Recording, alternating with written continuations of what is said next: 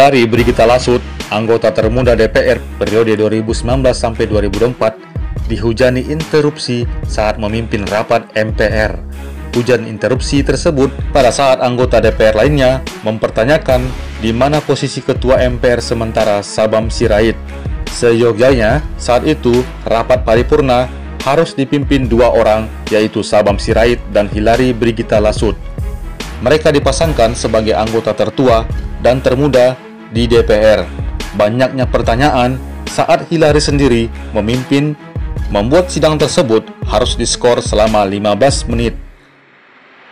Setelah dikonfirmasi, ternyata pada saat itu Ketua MPR sementara Sabam Sirait sakit sehingga absen pada rapat paripurna.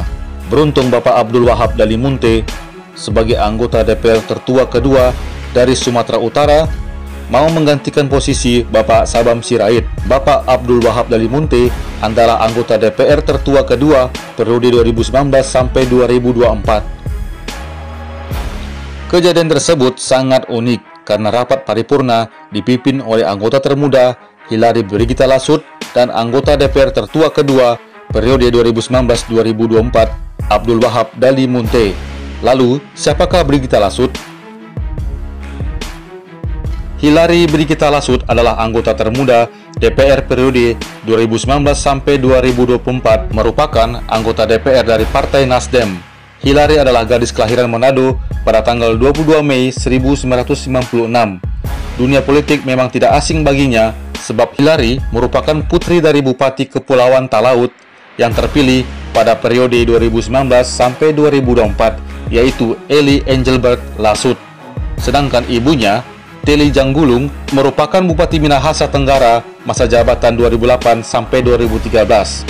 Diketahui, Hillary merupakan lulusan S1 Fakultas Hukum di Universitas Pelita Harapan atau UPH dan lulusan S2 di Washington University. Dan sekarang menempati posisi sebagai anggota Komisi 3 yang membidangi hukum, HAM, dan keamanan.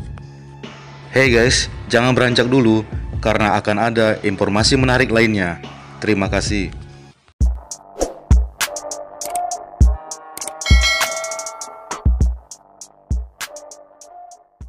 Kalau kita mendengar Taman Eden, pasti kita terbayang sesuatu tempat yang indah penuh dengan pohon, bunga, air, dan taman. Di dalam dunia nyata, ternyata Taman Eden itu ada loh, namanya Taman Eden 100. Walaupun bukan seperti Taman Eden ciptaan Tuhan yang seperti kita bayangkan. Di Taman Eden 100 itu ada kebun andaliman tanaman khas Batak yang sudah tidak asing lagi kita dengar. Andaliman ini biasanya untuk bumbu masakan khas Batak seperti arsik, saksang, napi nadar, dan lain-lain. Andaliman sekarang juga dipromosikan ke luar negeri. Tujuannya untuk memperkenalkan budaya Batak terutama di bidang kuliner. Tapi tahukah kamu siapa di balik orang yang memperkenalkan Taman Eden 100 dan Andaliman? Sebelum lanjut, mari subscribe, like, share, dan komen ya guys. Terima kasih. Marandus Sirait. Marandus Sirait adalah seorang pria kelahiran Lumban Julu, Kabupaten Toba Samosir. Berawal dari guru musik di Medan, Marandus Sirait mengajar di beberapa tempat seperti les medan musik, guru musik di sekolah. Namun kecintaannya akan tanaman membuat dia pulang kampung. Nah, di kampungnya, Bapak Marandus Sirait mengelola tanah seluas 40 hektar yang merupakan milik keluarga untuk dijadikan areal konservasi dengan konsep agrowisata. Nama agrowisata itu adalah Taman Eden 100 yang artinya hutan tersebut ditumbuhi 100 jenis tanaman berbuah.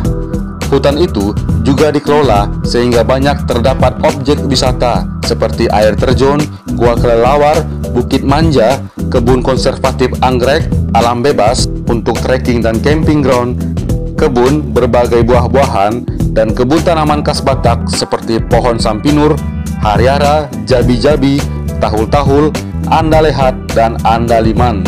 Hasil kerja kerasnya ini memberikan dia predikat sebagai pelestari lingkungan. Pada tahun 2005, beliau dianugerahi penghargaan Kalpataru atas penghargaan pelestarian hutan tanaman Eden seluas 40 hektar dan penghargaan dari Menteri Lingkungan Hidup.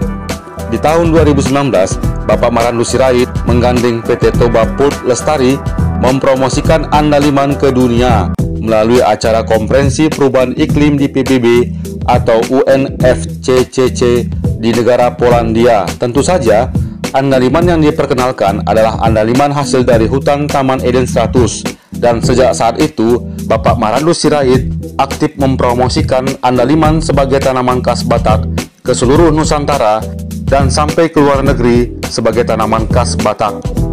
Oh ya guys, jangan lupa subscribe, like, dan beri komentar kalau kamu suka. Terima kasih.